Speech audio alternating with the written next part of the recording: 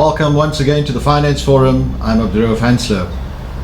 This evening we speak about a very, very pertinent topic to a certain part of our community and our community at large concerning retirement funding. In the hot seat with me this evening is Mr. Etienne Vilsnacht. Sorry, I always have a problem getting his surname right, but I think I did this time. Etienne is the principal of the Alchemy Financial Services Advisory and Financial Services Organization. Hi Etienne, how are you? I'm well, thank you. Welcome to the Finance Forum. Thank you for the invitation. Etienne, you know, the nice thing about my job is I get to sit across a lot of people, and I'm intrigued by your history, number one. And number two, I'm intrigued about your company, on how you manage your clients and your clients' finances. Tell us a bit about yourself first. Oh, thank you. Yeah, as I said earlier, I was born in the Cape Flats, Heideveld, many years ago. High school, I schooled in Heideveld. My tertiary achievement was at UWC. Yeah. So I would rate myself a community person, but I was blessed enough to have entered into the financial services sector very early on in my life. Yeah. Strong mentorship, and have evolved over the last 23 years into the space that I'm now. 7 years ago, I was offered the opportunity to have what is now known as a franchise within the Old Mutual space, which is the largest and oldest financial services industry in the country. And that's where I find myself right now. So the last 7 years, I've had the opportunity to create a space that serves not just my financial planners, where I can coach and develop them, but also we can extend ourselves to the community very, very strongly, and we have a solid foothold in our community where we can give proper financial advice. Your company is a well-known company in Cape Town. I mean, Alchemy Financial Services. It's not a small company. It's quite a large manager, and you link to one of the big life houses as well. And not linked, but you have a contract with one of the big life houses as well. And you probably the biggest supporter at the moment as well. Yeah, I get reminded of that statistically in my personal being. I often forget, but we have been the top franchise in the region consistently for the last 4 years, and we probably playing in the top 3 spaces within the space, in the franchise space nationally. So I think for us, even as a community-based kind of organization of franchise, we are competing with people of the likes of Teddy that's in Sandton.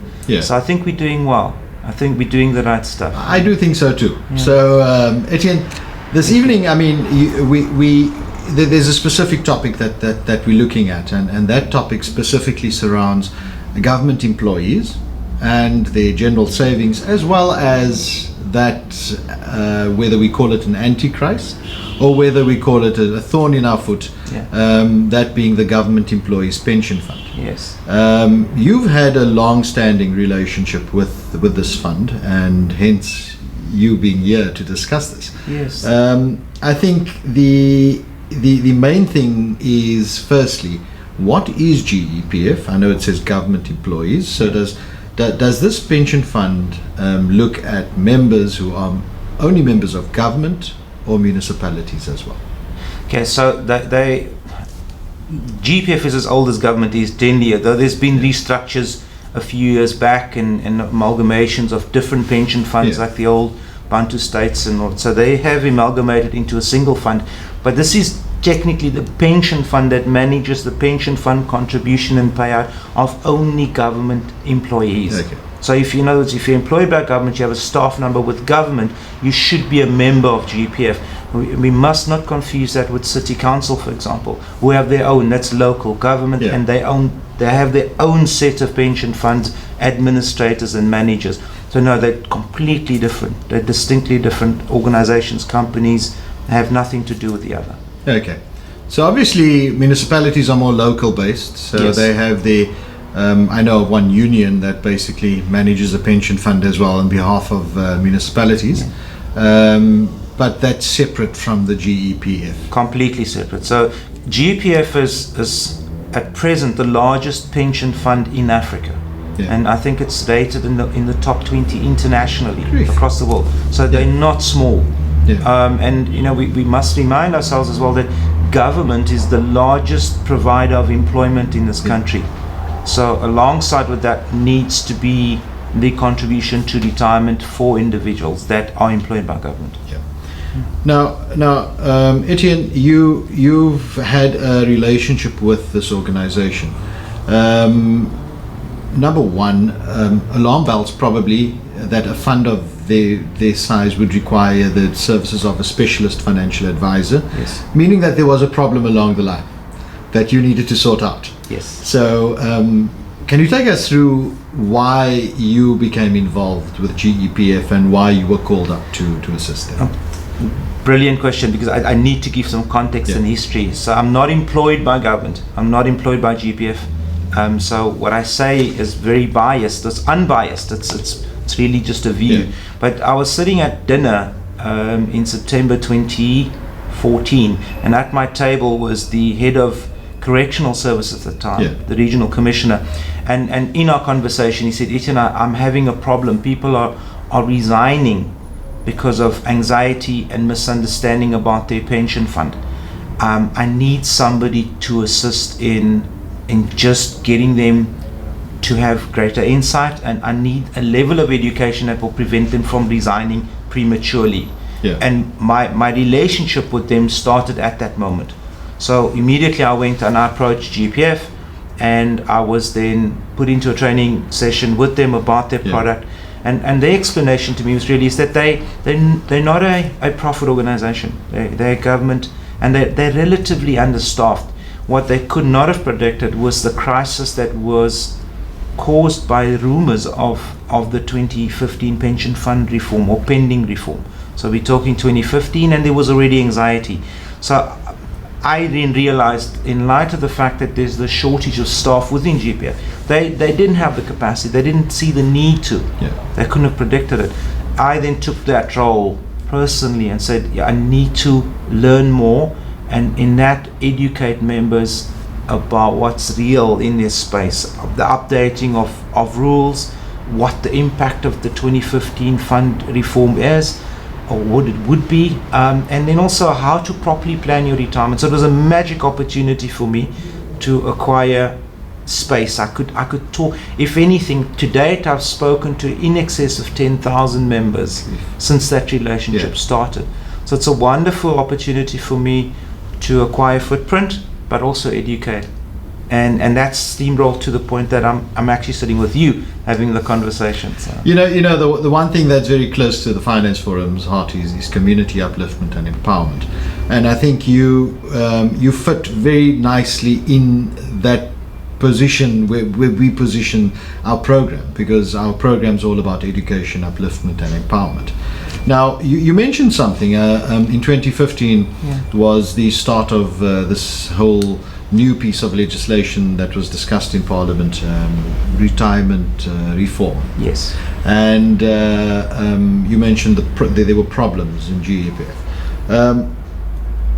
That, if I remember correctly, and then if I listened to commentary from COSATU, the unions, I listened to commentary from government, and I listened to commentary from a lot of financial advisors, there was a lot of trouble that happened due to that piece of legislation being tabled, although the legislation is not passed yet. Yes. So it's not implemented as such. Partially implemented. So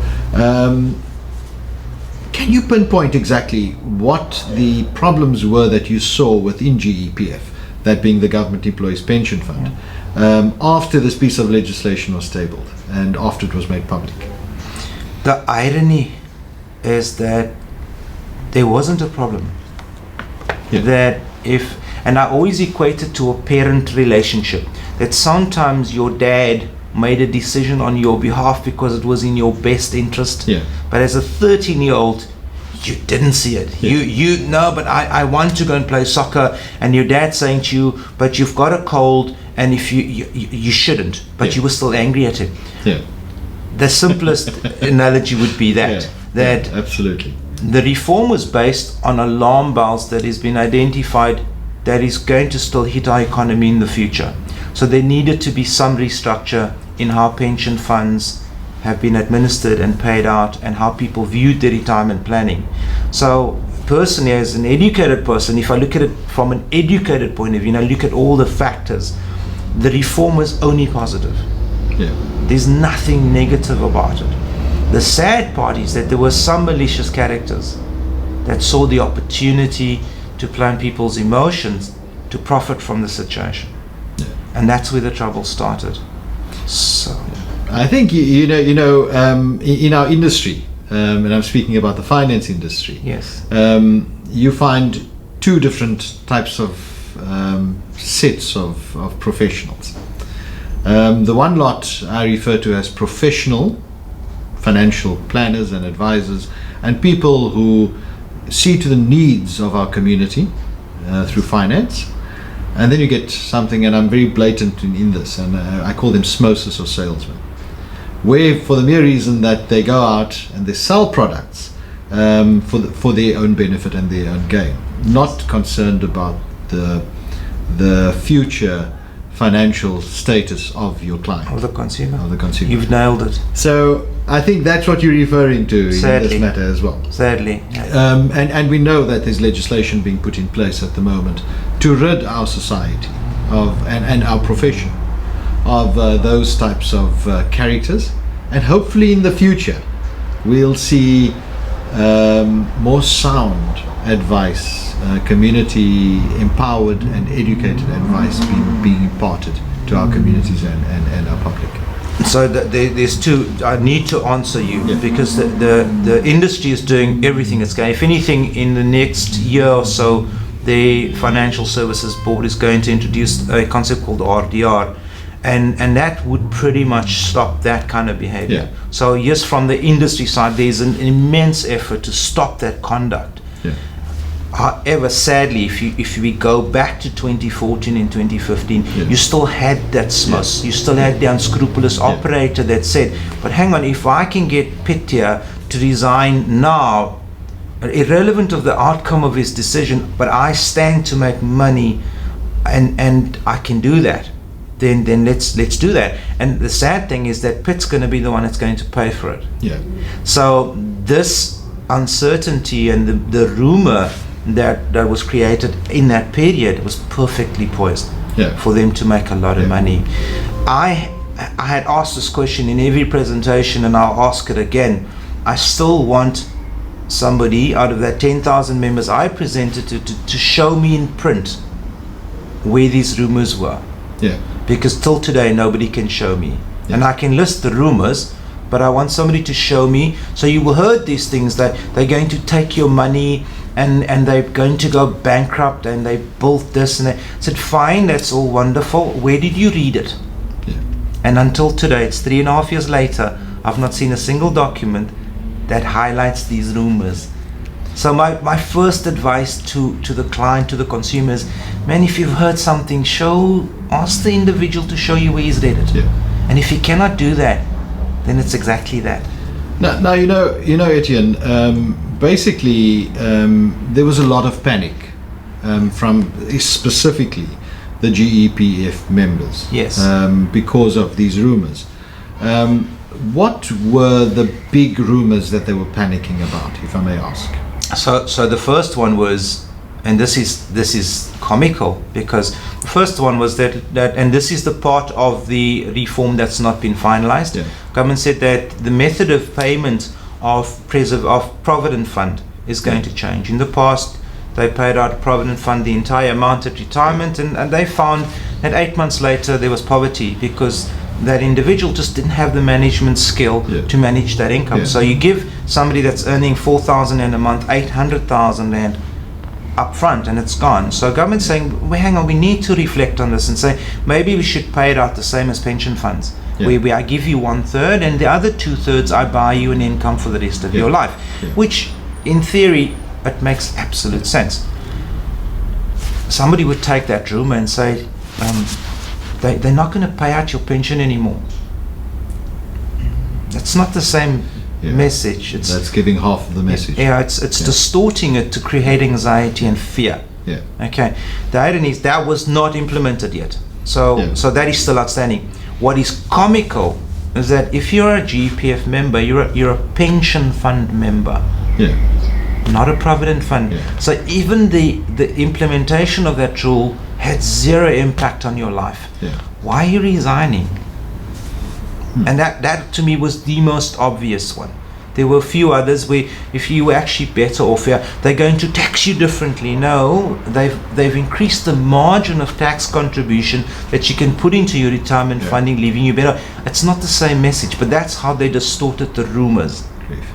Okay, and the Provident Fund one was probably the most comical, as I said, because it didn't affect you. And if one looks at it, I mean, from a government perspective, currently now, if one looks at the mass percentage of people that can't afford to live, I'm talking about retired people, and who are living off state pensions, and the responsibility and the payout that the government has to go through on a monthly basis in order to sustain certain people of our ages, then clearly a piece of legislation that would prevent that type of scenario in the future should be welcomed.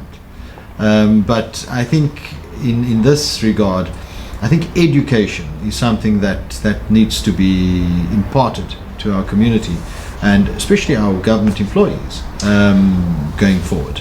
So you look at that bit of logic and you say, the government employed you for 30 years, they have contributed 2/3 of your pension fund voluntarily, which makes the biggest contribution in this country. Okay, because you only contribute 7.5% and they put in the balance. Then you get to retirement and you spend all your money, and then you go back into the SASSA queue. So is it fair? Is it?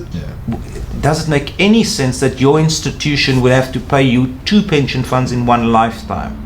And that's what government is responsibly looking and saying, we can't have that practice. We can't continue along those lines. You know, if it was up to me and the decision was up to me, Etienne, I would force everyone every working person into a retirement fund or pension fund, and not allow them to touch it until retirement, because the problem that we face now is growing and growing and growing. It's going to get worse. And it's only going to get worse if nothing's done about it. On the same topic, I mean, from GEPF, their communication to their members, have they been communicating? Has there been open lines of communication on exactly how this process was going to work? Or was there just any general communication from their side with their members? From my point, what I've witnessed, there was an attempt. If anything, they themselves just were not equipped to deal with the fallout. As I said, they're never going to be they're not a profit institution. They could not necessarily go out and employ hundreds of people to deal with this. They're limited with their staff capacity and their resources. So I think the pressure that they were placed under, they did as well as they could. I know they had road shows. I know you had people. I met a gentleman, Stuart, who very passionately drove all over the province to try and talk to people and allay their fears. But the beast was far greater than what they could deal with. Now, certainly due to these rumors, a lot of the members listening to the herd mentality. I mean, if I'm a member of a company and I see there's a mass exodus of employees, then clearly there's something wrong. I'm going to follow the herd, not doing the proper research, obviously. And then also listening to the Day financial advisor, standing around that braai, my favorite, and listening to your mates all speak about the problems that they foresee in the future, without any financial backing. They're all specialists. All specialists. So I call them the Day financial advisor. So if we look at that, clearly there must have been a tremendous amount of the members who were affected by the rumors, and who basically made the incorrect decisions at that time. What is worse, and what I've learned subsequent to that there was a greater evil at hand. There's a lot of turmoil in government departments presently due to the implementation of BEE. So you had a gentleman that's worked in a department for 35 years, and then through BEE and through fast tracking, his new manager finished university last year. And so what I experienced is there is in general quite a large degree of unhappiness within the government sectors, in the employment space. That compounded the problem. So in other words, I'm generally unhappy at work anyway. Now I get this rumor that they're going to keep my pension fund, or that they're going to fund SAA, or they're going to build in Kandla, or they're going to fund the e-toll gate. You know what? I'm leaving. Yeah. So I was already halfway there. And this just topped me over. So this is just an excuse that I saw daily. Yeah. That this was really, that as much as I with tears in my eyes would say to the gentleman, I've looked at your portfolio, I've seen your pension fund statement, I've looked at longevity, I've looked at you cannot retire. Yeah. And I would hear 3 weeks later that he left anyway. So I personally, with passion and effort, could maybe salvage 20% of the people that I intervened with, because the emotion was, I'm unhappy at work actually, so I'm going to leave. Yeah. You know, and these types of decisions, Etienne, it's not, people don't realize the impact it has on their future. So I think the question I'd like to ask is, a lot of these members, number one, they're government employees. They get a tremendous amount of benefits working for the government. One of that is the pension fund, obviously, that we're currently speaking about, and the other is the housing subsidy that they receive. So for them to resign from employment and just to get out of a specific fund, or to be worried of what the future of their funds would be, that is a major stumbling block for them prior retirement. What type of impacts have you seen and witnessed from members who exited due to the rumours? In the last 3.5 years, or 2.5 years, 80% or a larger percentage of the individuals that left have tried to come back, because the money just didn't last. So there's the factors of we statistically are living longer than we've ever lived. Yes. There's what they call the reduction factor. When you leave government employ earlier than you had contracted, they penalize you, called the reduction factor. So in other words, you have automatically written in a reduction in your income. Yeah. So you're living longer, reduction of income. And the point that we hadn't mentioned, besides the housing and pension fund, is healthcare, your medical aid contribution. Yeah. So at the moment, the biggest concern for most elderly is decent healthcare. Yeah. You've just lost your medical aid. Yeah. Because you've resigned pre-retirement. Yeah. You have a problem. So I will probably emphatically state that you're probably going to face poverty. You need to actually hope that you're going to die young, if you have left, because the general rule within government is that if you have resigned, they generally wouldn't take you back. Yeah. Departments of Correctional Services, that's not negotiable. If you've left, you've got to go.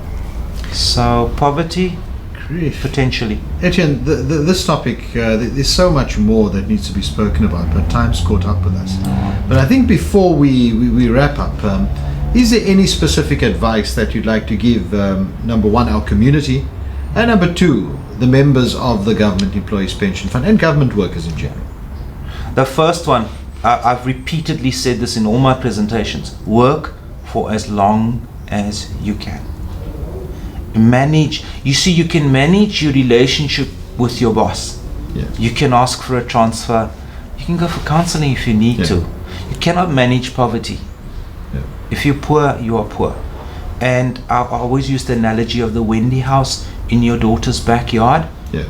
If you decided that at 52 you've just had enough and you don't feel like working anymore, and you've been employed with government for 27 years, but you just don't want to put in another 8, that Wendy house is probably on the cards. Okay, so it all talks back to one thing, and that's quality of life. Yeah. That you need to plan your retirement, make sure early on in your life that you have sufficient funding for retirement, so that you can maintain the quality of life that you've established. Yeah. So don't in one single moment disrupt that because you didn't apply thought. Etienne, it's been a pleasure having you here, and like I said, we got through not even half of what the discussion points are supposed to be. Sadly. And we're going to have to follow this up with another program. But thank you for your presence and imparting your knowledge to our viewers and our community. Thank you. You've been watching the Finance Forum with myself, Abdu-Raof Hanslo, and my special guest in studio, Mr. Etienne Wilsner from Alchemy Financial Services. You've heard it from one of the more established financial planners in our community and in our little town here called Cape Town. So take heed of the advice and listen to what has been said today. Until next time, stay focused to your finances.